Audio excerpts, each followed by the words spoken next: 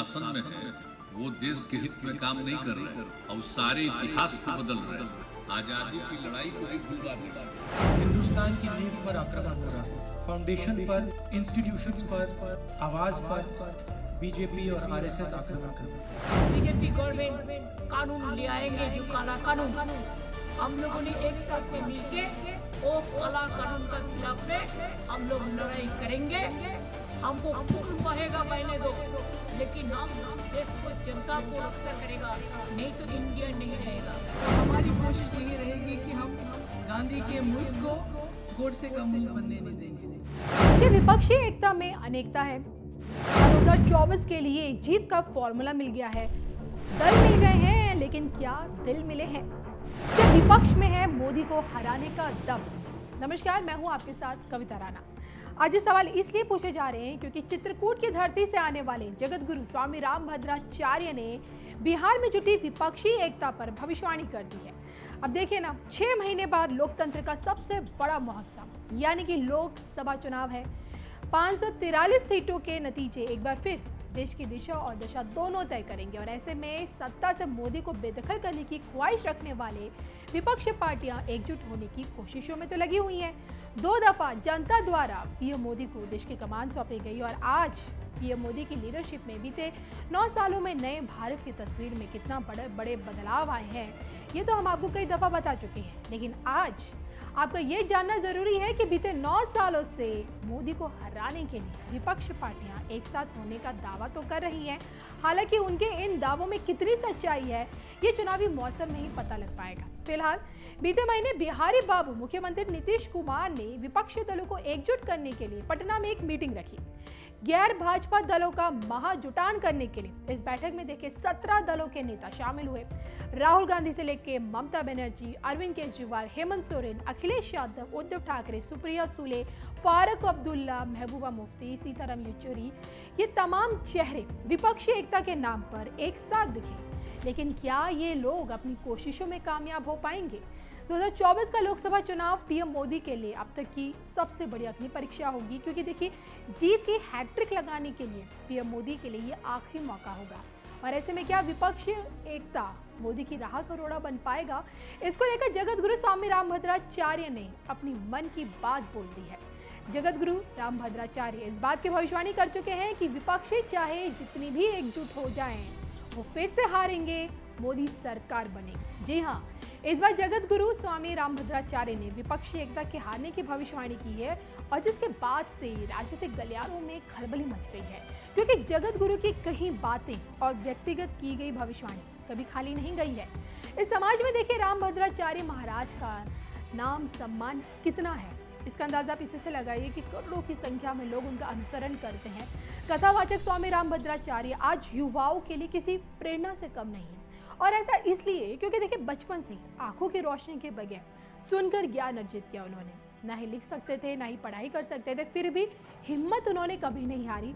सुनकर ज्ञान प्राप्त किया और उसी ज्ञान के बल पर 80 से ज्यादा ग्रंथों की रचना की। बतौर कथावाचक आज देश दुनिया में जहां भी जाते हैं, लोगों को अध्यात्म की दुनिया से जोड़ते हैं। राम मंदिर की लड़ाई में भी एक निर्णायक भूमिका वो निभा चुके हैं और सबसे दिलचस्प बात यह है कि इनकी राजनीतिक भविष्यवाणियां हमेशा सच निकली हैं।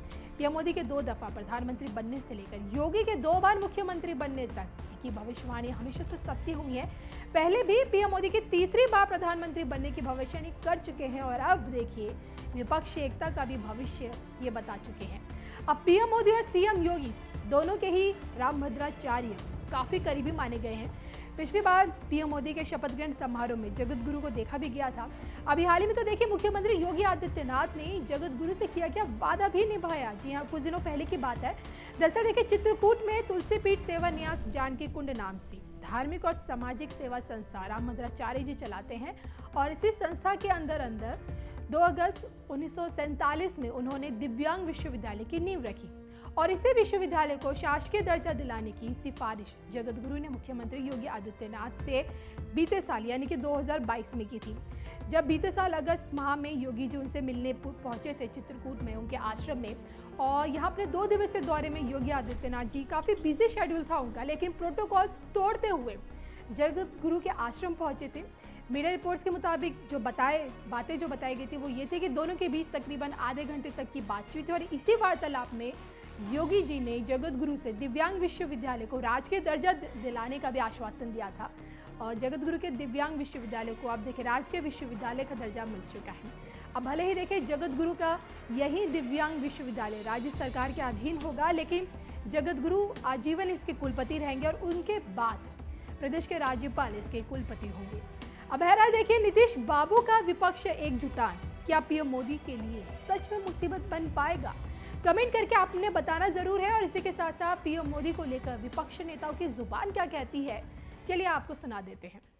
अभी जो भी शासन में है वो देश के हित में काम नहीं कर रहे और सारे इतिहास को बदल रहे हैं। आजादी की लड़ाई को भी भुलवा देंगे। तो एक एक चीज जो काम हो रहा है उस सबको लेकर के सबकी चिंता है, इसलिए सब लोग एकजुट रहेंगे। तो आज बहुत अच्छे ढंग से बातचीत हो गई है और हर चीज के बारे में, कोई भी किसी राज्य के बारे में भी, वहाँ की सरकार के बारे में कोई एक चुनौती आती है तो सब लोग एक साथ कहे कि नहीं साहब सब लोग रहेंगे। तो ये सब बात हो गई है। तो इसलिए हम तो सब लोगों का अभिनंदन करते हैं, सब लोगों को धन्यवाद देते हैं। चूंकि हम लोगों ने बैठक बुलाई इसलिए हम शुरुआती तौर पर कह दिए, आप बाकी कहेंगे, अब बाकी सब आप पूछिए, सब लोग ही खुद भी कहेंगे। तो हम तो कहेंगे कि जरा सा राहुल गांधी जी से कि थोड़ा आप भी बोल दीजिए और सब लोग से बोलिए थोड़ा। और हमारे अखिलेश भाई और तेजस्वी जी और सारे, क्षमा करना येचूरी जी, आप जरा कॉर्नर में बैठे इधर आए तो अच्छा रहता। तो सभी नेतागण मिले और जो नाम उन्होंने बताया कि स्टालिन साहब से लेकर यानी कन्याकुमारी से लेकर कश्मीर तक पूरे नाम बताए गए। उद्धव ठाकरे साहब भी यहाँ है। तो सभी नेता एक होकर हम आगे चुनाव लड़ने की एक कॉमन एजेंडा तैयार कर रहे हैं और हम 10 या 12 तारीख को फिर हमारे इसमें हिमाचल में शिमला में हम वहाँ फिर मिल रहे हैं। तो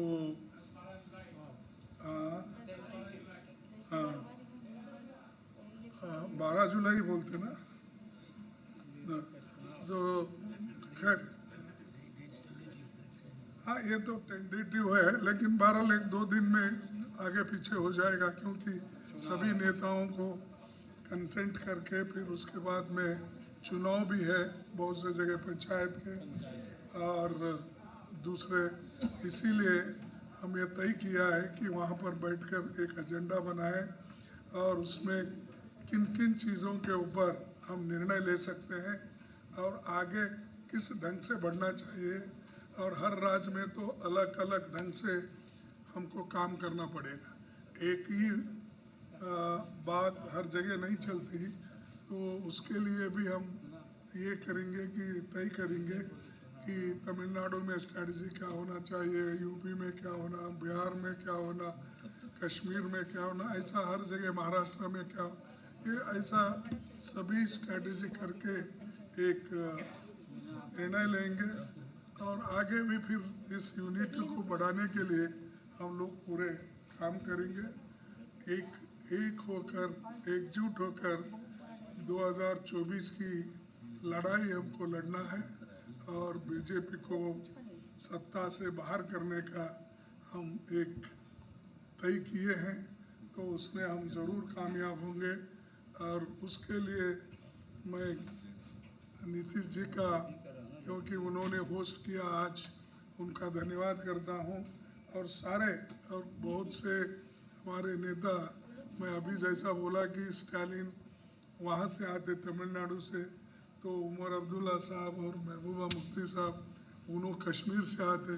तो सारा देश इसमें जुड़ा है। जहाँ जहाँ राहुल गांधी भारत जोड़ो यात्रा किए हैं वो पूरे लोग आए हैं नेता वहाँ से। तो ये हाँ, तो ये पूरा हम आगे करने का इरादा है। मैं ज़्यादा कुछ और नहीं कहता, जो कुछ कहना